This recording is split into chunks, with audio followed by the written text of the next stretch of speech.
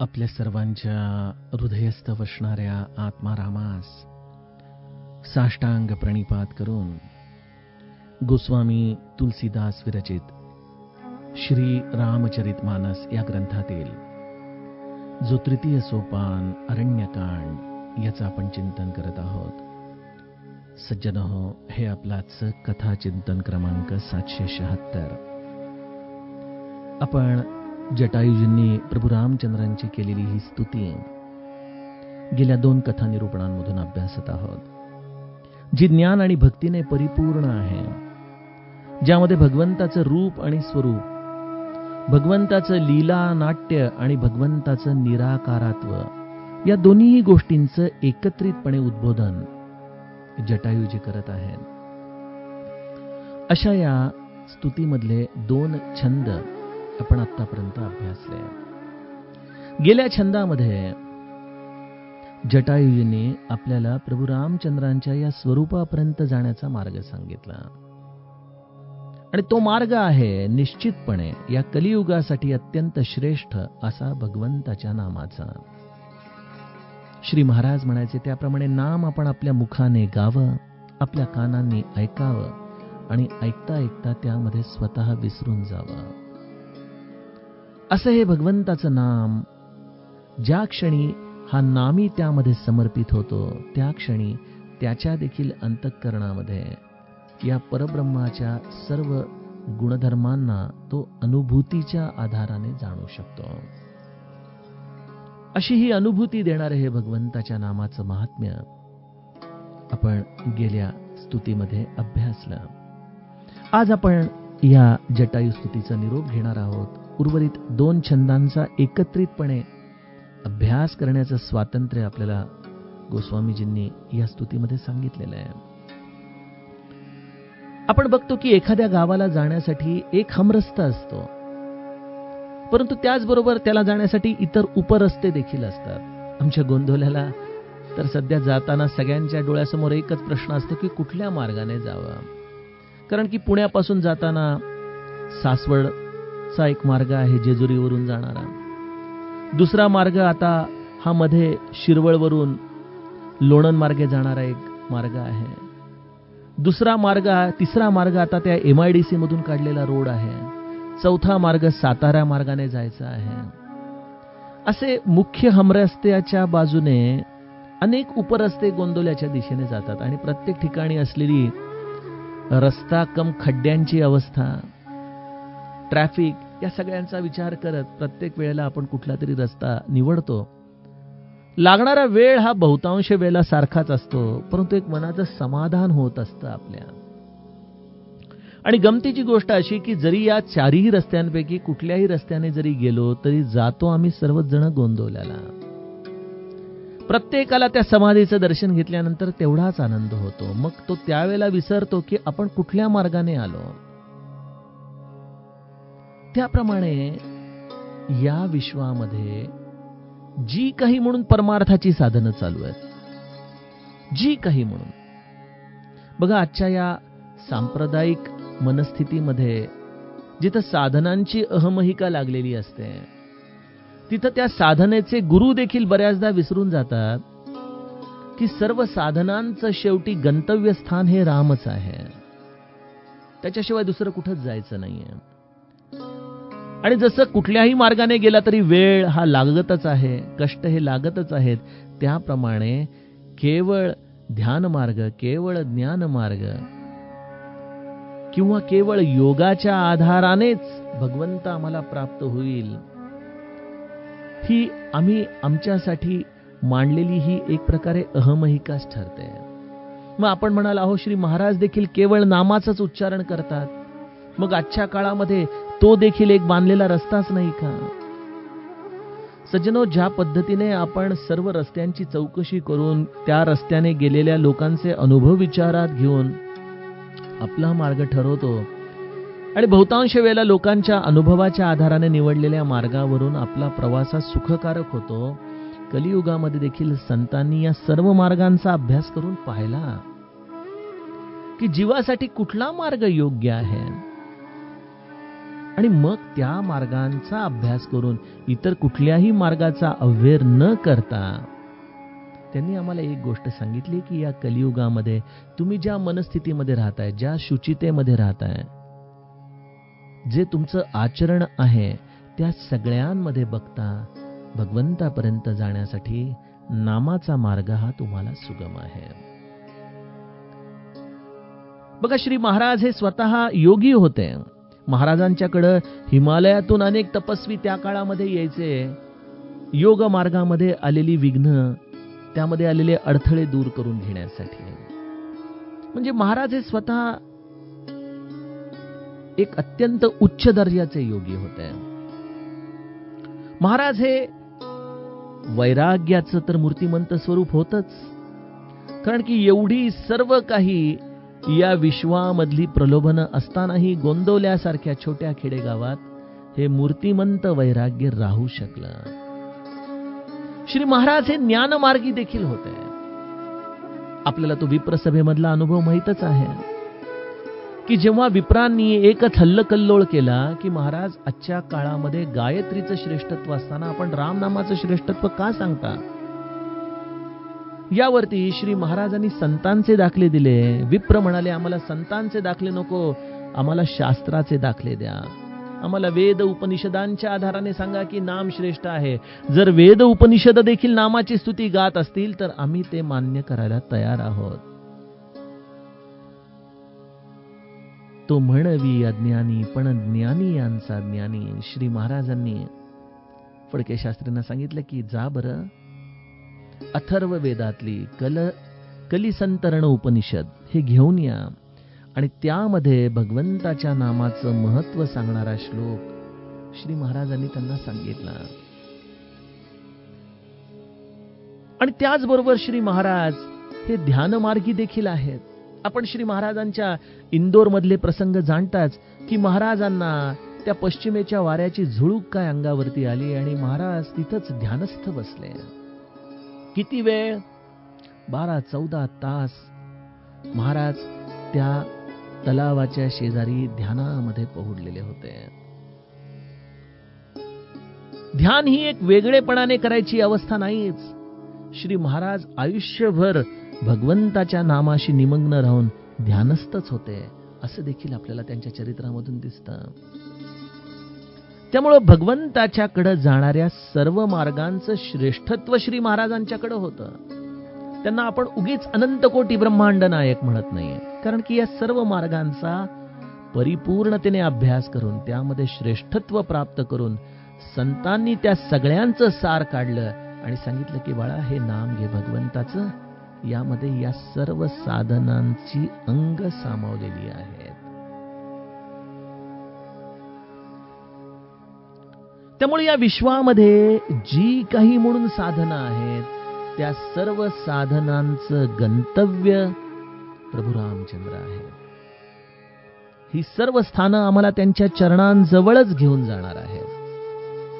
जर कोणी म्हणत असेल की केवळ हेच साधन श्रेष्ठ आहे, या कलियुगाच्या आधाराने ध्यान श्रेष्ठ आहे, ज्ञान श्रेष्ठ आहे, तर ते आपल्याला जमण्यासारखं आहे का, याचा आपण पहिल्यांदा विचार केला पाहिजे. बघा, आजकाल गमतीने ते आपण बऱ्याचदा वजन कमी करणं वगैरे यासाठी डायटिशियनना विचारतो. मग डायटिशियन आपल्याला काहीतरी आहार देतात की सकाळी बिटाचा ज्यूस प्या, संध्याकाळी फक्त उकडलेल्या पालेभाज्या खा, कार्बोहायड्रेट्स बंद करा, भात पोळी कमीत कमी घ्या, सॅलडवर जोर द्या. आपण हे सगळं चालू करतो उत्साहामध्ये. जशी मराठीत म्हणे ना, नव्याचे 9 दिवस, त्याप्रमाणे 9 दिवस देखील ते टिकत नाही. 10व्या दिवशी म्हणतो, वा कंटाळा आला, कधी एकदा आपलं सगळं चमचमीत खातो असं मला झालंय. का नाही करू शकत आम्ही ती स्थिती? आणि हेच श्री महाराज सांगायचे की जुन्या काळी तपस्वी कंदमुळं फळं खाऊन राहायचे, झोपडीमध्ये राहायचे, तपस्या करायचे. यापैकी आमच्याकडे आज काय राहिलेलं आहे? याच्यापैकी आमच्याकडे आज आम्ही कुठलीच गोष्ट सहजतेने करू शकत नाही, कारण त्यावेळेला संतांचं ते जीवन ही त्यांची सहजता होती.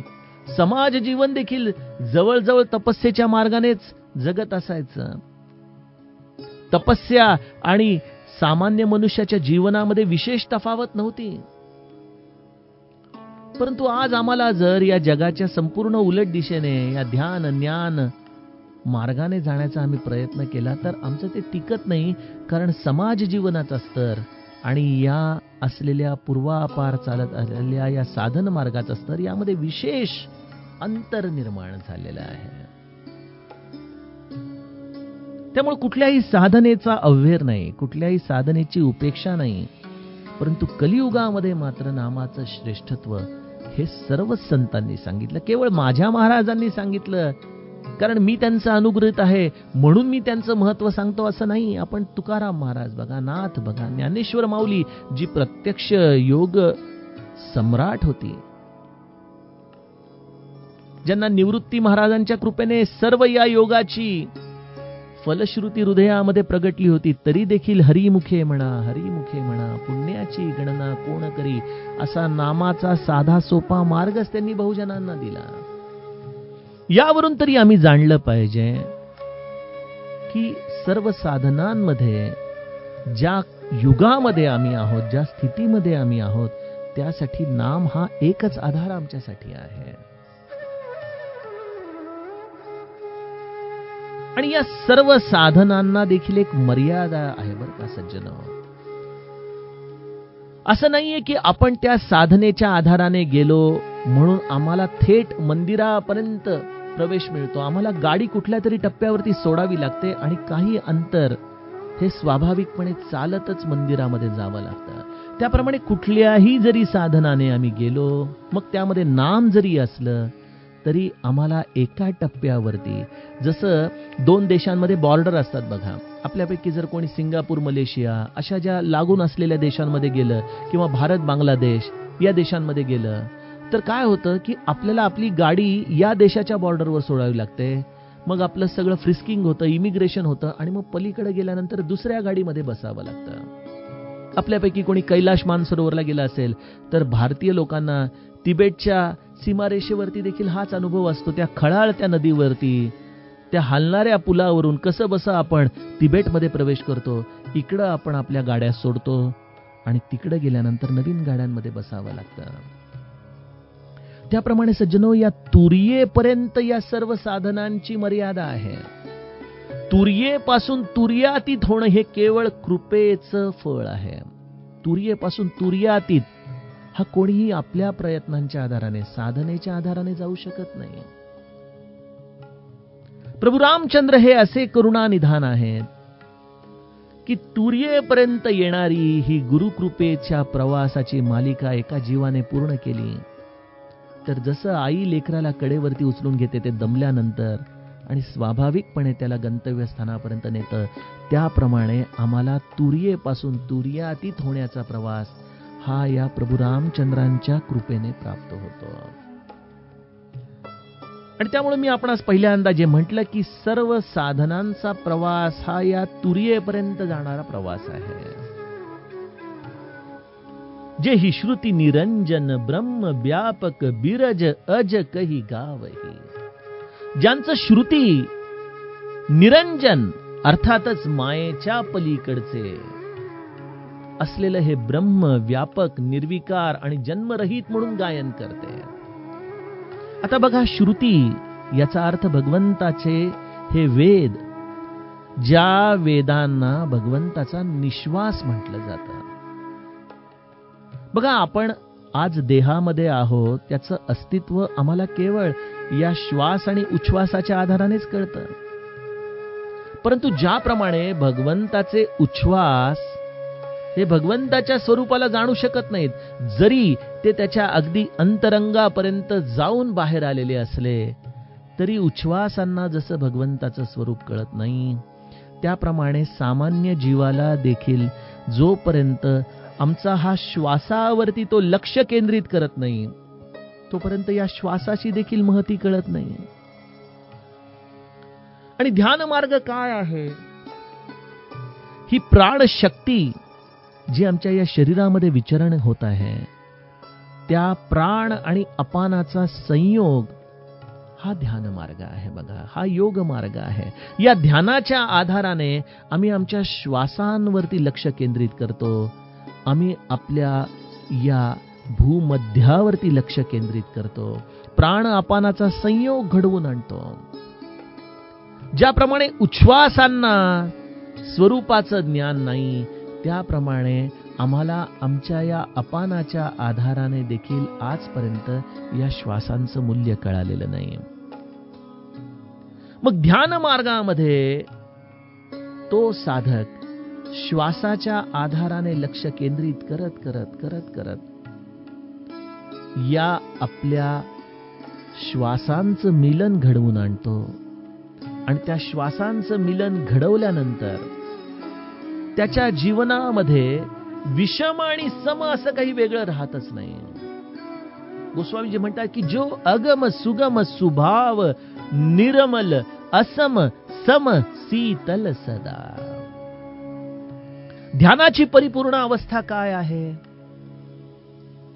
की जिथं विषम आणि सम ही दृष्टीच आमची संपून जाते. ध्यानाच्या परिपूर्णतेचे नियम काय आहेत? जोपर्यंत यम आणि नियम या साधनांवरती आम्ही आमचं जीवन आचरण करायला शिकत नाही, तोपर्यंत आमचं मन हे निर्मळ होऊ शकत नाही. आणि जोपर्यंत निर्मळ मन नाही, तोपर्यंत श्वासांच्या गतीचा लय हा शांत होऊ शकत नाही. बघा, ध्यान मार्गामध्ये सगळ्यात मूलभूत सूत्र आहे श्वास आणि मन याचा परस्पर संबंध या संतांनी शोधून काढला. जोपर्यंत मनामध्ये विकार आहेत, जोपर्यंत मनामध्ये कामना आहे, तोपर्यंत श्वासाची लय ही कधीच परिपूर्ण होऊ शकत नाही.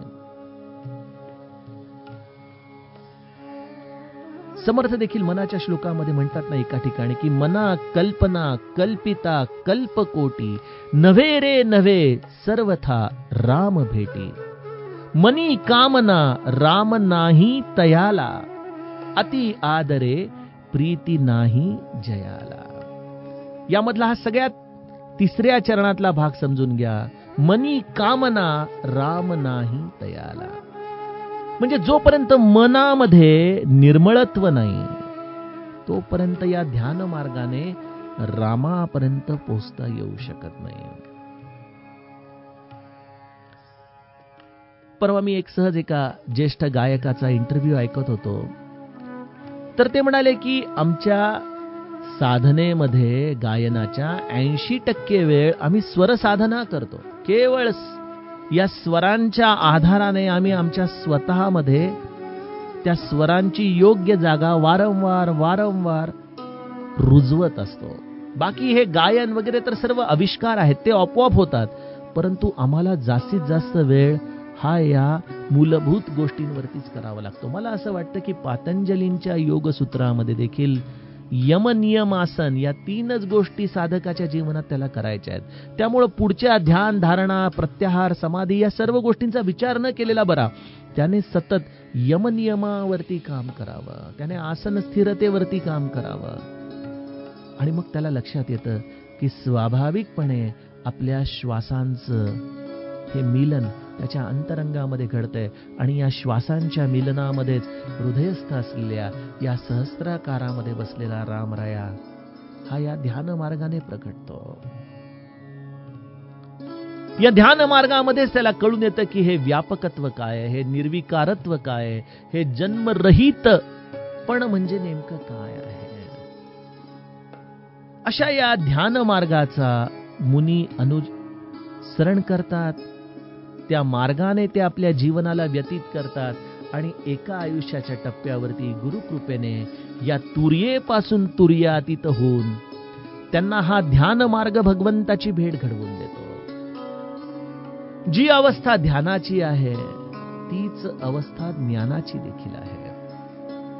ज्ञान आणि विज्ञान हाच तुर्या आणि तुर्यातीत या अवस्थेमधला फरक आहे. ज्ञान ज्यामध्ये जाणणारा शिल्लक आहे, विज्ञान ज्यामध्ये जाणणाराच ज्ञेय होऊन गेलेला आहे. तोच ज्ञान होऊन गेला, तोच मूर्तिमंत या ज्ञानाचं स्वरूप होऊन गेला. आणि त्यामुळे बघा, भगवद्गीता जी ज्ञान मार्गाला खऱ्या अर्थाने अधिक बळ देते. जरी त्यामध्ये सर्व मार्ग सांगितले असले तरी ज्ञानाचा भाग हा भगवद्गीतेच्या आधाराने भगवंताने विशेषत्वाने सांगितला, कारण ज्ञानी हा भगवंताला विशेष प्रिय आहे.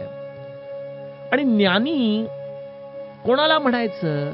जेव्हा त्याचा विवेक जागृत होतो, जेव्हा त्याला स्वतंत्रता मिळाल्यानंतरही ज्याचं ज्ञान ढळत नाही, तोच विज्ञान स्वरूप होतो. आणि त्यामुळे 18व्या अध्यायात भगवंत देखील अर्जुनाला शेवटी म्हणतो की आता मी तुला जे काही सांगायचंय ते सर्व सांगितलं, यापुढं तुला जे योग्य वाटेल त्या पद्धतीने तू आचरण कर. ज्ञान मार्गाच्या आधाराने सर्व काही गोष्टी आपण जाणतो आणि त्या गोष्टी जाणून त्या गोष्टींच्या आधारानेच ते स्वरूप होऊन जाणं हे विज्ञान आहे. बघा, आपल्या शिक्षण पद्धतीमध्ये आम्ही काय करतो? आम्ही ज्याला ज्ञान म्हणतो ते दुसरं तिसरं काही नसून केवळ IQ माहितीचं संकलन असतं.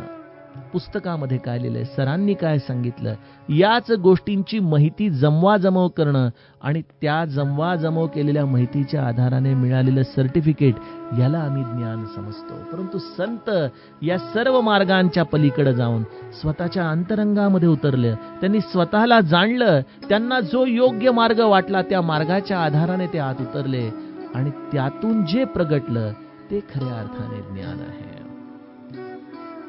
जे ज्ञान अंधकार मिटवून टाकतं, जे ज्ञान स्वतःच्या स्वरूपाचं दर्शन आम्हाला घडवून आणतं, असं हे अंतरंगाचं ज्ञान. आणि तो मार्ग आम्हाला भगवंतापर्यंत नेतो आणि विज्ञान या स्थितीमध्ये तुर्यातीत करून टाकतो. जी गोष्ट ध्यानाची आहे, ज्ञानाची आहे, तीच गोष्ट वैराग्याच्या आधाराने देखील संतांनी साधली आहे. बघा, मनु आणि शत्रुपाचं आपण चरित्र वाचतो, ऐकतो, गातो. मनु आणि शत्रुपाला देखील जीवनामध्ये एका टप्प्यावरती हे वैराग्यच आलं. त्यांनी उत्तानपादाला बळजबरीने राज्यकारभार दिलेला आहे. तिथं बघा, विशेषत्वाने गोस्वामीजींनी बरबस हा शब्द लिहिलेला आहे. त्याची इच्छा नव्हती आपल्या आई वडिलांनी हे सर्व काही आपल्यावरती सोडून वनामध्ये निघून जावं, परंतु नाही म्हणाले, बाळा आता तू सांभाळ. हे वैराग्य त्यांना तिथं आलं आणि या दोघांनी नैमिषारण्य गाठलं. बरं, नैमिषारण्यामध्ये संतांनी बोध दिला, ज्ञान मार्ग दाखवला. त्या ज्ञान मार्गामध्ये जाताना अशी त्यांनी तीव्र तपस्या केली की ज्या तपस्येच्या मध्ये वारंवार ब्रह्मा आणि महेश त्यांची येऊन विचारपूस करायचे, काय पाहिजे, काय पाहिजे तुम्हाला, काय पाहिजे. परंतु जोपर्यंत तो मुख्य परमात्मा येत नाही तोपर्यंत या मायेच्या अखत्यारीत असलेली ही परमतत्व जरी आली तरी आम्हाला यांच्यापासून काहीच नको. हे संपूर्ण कडकडीत वैराग्य मनु आणि शत्रुपाच्या जीवनामध्ये प्रगटलं आणि त्या वैराग्याच्या मुळे शेवटी भगवंताला, जो मायातीत आहे, कारण ज्याला मायेच्या अखत्यारीतलं काहीच नकोय त्याच्यासाठीच त्याला यावं लागतं, त्याप्रमाणे तो भगवंत या आकाशामधून सुंदर शब्द मनु शत्रुपासाठी बोलतोय, मागून घ्या, मागून घ्या. आणि या वैराग्याच्या आधाराने मनु आणि शत्रुपाने या मायातीत असलेल्या भगवंताला देखील सगुण साकार केलं. बघा, हे या वैराग्याचं महत्व आहे. आणि योग साधना याबद्दल आपण काय बोलायचं? ज्या या अनंत काळापासून ही एक अत्यंत अनमोल अशी विचारधारा, ही परंपरा या भूमीमध्ये आहे, ज्याला आज आम्ही केवळ एक शारीरिक साधना या रूपाने योगा करून टाकलं, परंतु तो योगा नाही, तो आत्मा आणि शरीराचा संयोग शास्त्र आहे, ते योग आहे. ज्याला श्री महाराजांनी या गुरुकृपेच्या आधाराने आपल्या जीवनामध्ये जाणलं आणि त्यांना हे देखील अनुभूतीला आलं की नामामध्ये योगाची ही सर्व अंग स्वाभाविकपणे समाविष्ट होतात. असा योग मार्ग देखील समाधीच्या अलीकडेपर्यंत भगवंताच्या आम्हाला निकट नेतो, परंतु समाधी आम्हाला तुर्यातीत करून टाकते. मग या 4 मार्गांच्या आधाराने मुनी तपस्या करतायत आणि एक मार्ग जो आमच्यासारख्या भक्तांसाठी भगवंताच्या सगुण उपासनेचा आहे, त्याच्या नामसाधनेचा आहे.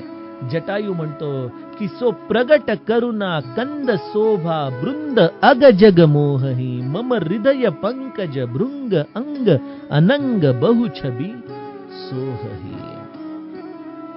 तेच करुणा कंद, तेच शोभा निधान आज प्रगट झालेले आहे, निर्गुणातून सगुण झालेले आहेत आणि या जड चेतन समस्त जगाला ते मोहित करत आहेत.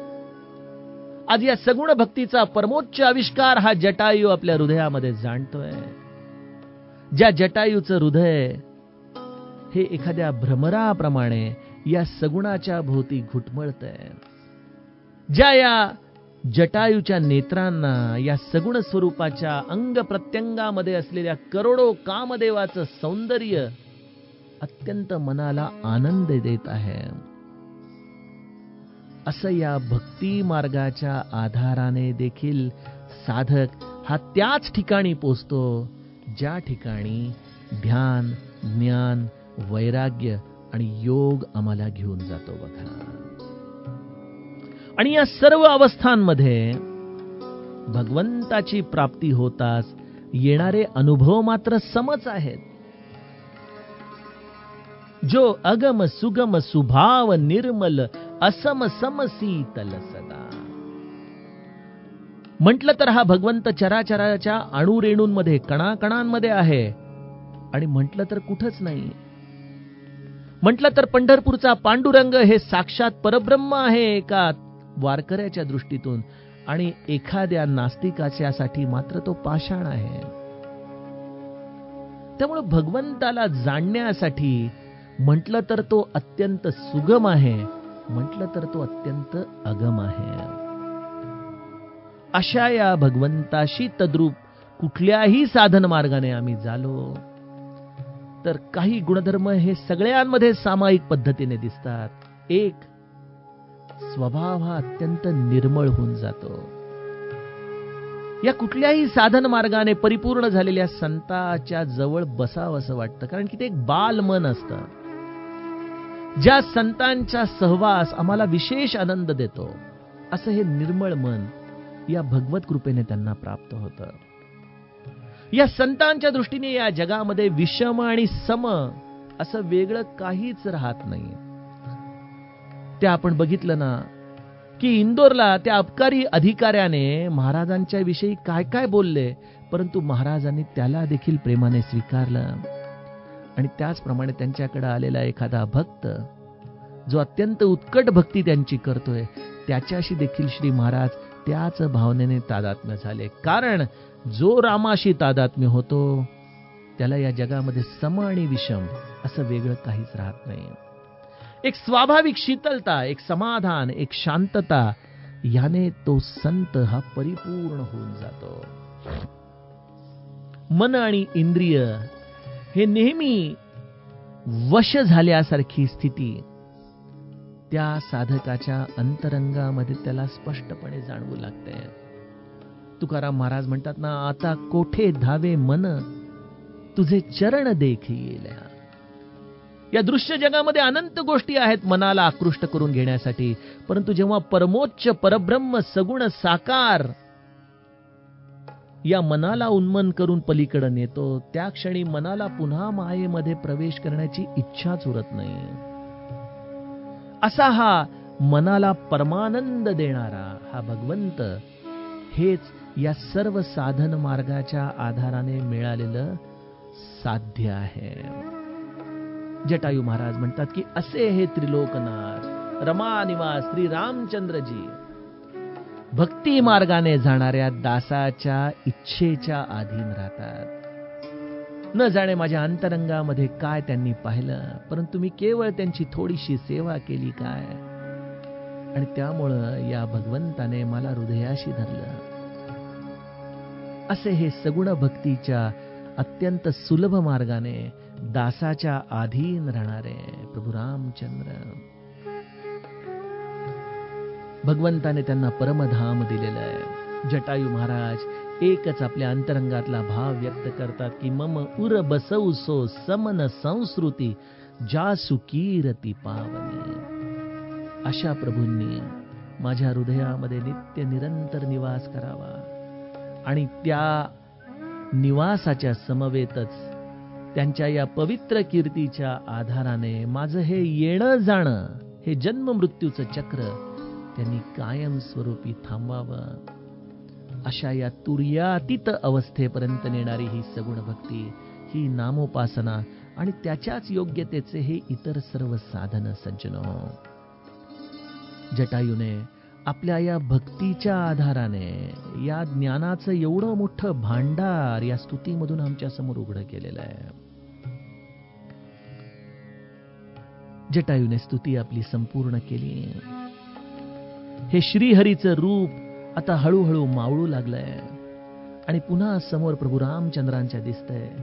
ते म्हणजे या गीधराज जटायूचं शरीर. या श्रीहरीच्या रूपाने जटायू आपल्या परमधामामध्ये भगवंताला प्राप्त झाला आणि इथं जो देह या जटायूचा प्रभू रामचंद्रांच्या समोर पडला होता, गोस्वामीजी म्हणतात, तेही की क्रिया जथोचित निज कर कीन्ही राम. रामाने स्वतःच्या हाताने जटायूच्या या देहाची यथायोग्य रीतीने त्याचा अंत्यविधी केलेला आहे. म्हणजे बघा, प्रभू रामचंद्र आम्हाला स्वधर्माचं आचरण किती उत्कटतेने शिकवतात की जरी तू ब्रह्मज्ञानी झालास, जरी तू माझ्या आत्मस्वरूपाची प्राप्ती केलीस, तरी देखील देहाच्या आधाराने जी तुझी कर्तव्य आहेत ती मात्र तुला यथोचित पद्धतीनेच करणं क्रमप्राप्त आहे. आता तू माझ्या परमधामाला गेला, त्यामुळे तुझा देह इथं खितपत पडला तरी चालेल असं नाही. यामध्ये प्रेम आहे, यामध्ये ममत्व आहे आणि यामध्ये प्रामुख्याने भगवंताने स्वधर्माचे आचरण आपण कसं करावं याचीच जणू काही आम्हाला वहिवाट दाखवलेली आहे. अशा या प्रभू रामचंद्रांनी जटायूवरती अत्यंत प्रेम भावनेने त्याला हे आपलं परमधाम दिलं आणि त्याच्या देहाची रीतसर अंत्यविधी त्यांनी केलेला आहे. जे एका अधम शरीराला कधीच प्राप्त होणार नव्हतं, अशी अत्यंत सुलभ गती प्रभू रामचंद्रांच्या कृपेने जटायूने प्राप्त केली. भगवंताच्यासाठी आपल्या देहाचं त्याने समर्पण केलं आणि तुम्हा आम्हा सारख्या लोकांसाठी या भगवंताच्या स्वरूपाचं गायन या स्तुतीमधून केलं आणि त्यातून आम्हाला त्याच्या सगुण भक्तीचं महत्वच प्रतिपादन केलं. सज्जनो, नाम घ्या. भगवंताच्या नामाच्या आधाराने आपल्या जीवनामध्ये देखील हे जटायू वृत्तीमधून या श्रीहरीच्या रूपापर्यंतचा प्रवास आपण करावा आणि ती कृपा भगवंताने तुम्हाला प्रत्येकावरती करावी हेच त्याच्या चरणी मागून आपण या जटायू स्तुतीचा निरोप घेऊया. जानकी जीवन स्मरण जय